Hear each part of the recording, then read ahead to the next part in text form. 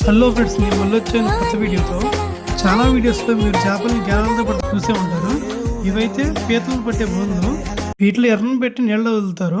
అవి తినడానికి వచ్చిన పీతలు అయితే ఈ బోన్లో చిక్కు ఉంటాయి. ఇక్కడ కనిపించే పెద్ద బోట్లు అయితే సముద్రానికి వెళ్ళి వేటాడతాయి. పక్కన ఉన్న చిన్న నావలు అయితే ఇక్కడే ఉన్న కృష్ణానదిలో వేటాడుతూ ఉంటాయి. ఇదైతే మా ఊరు కాదు, లంకివేం దిబ్బ. ఇదైతే తీరానికి దగ్గరగా ఉన్న ఊరు.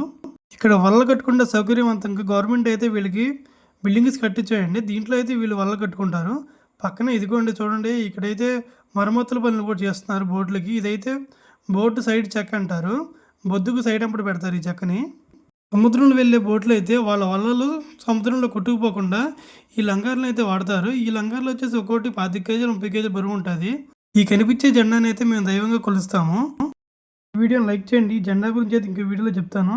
ఈ రై పేరు అయితే స్టామిన్ రై అంటారండి. ఇదైతే భలే ఉంటుంది తినడానికి. కనిపించే డెక్కలు వీటి సహాయంతో ఆహారం తింటుంది.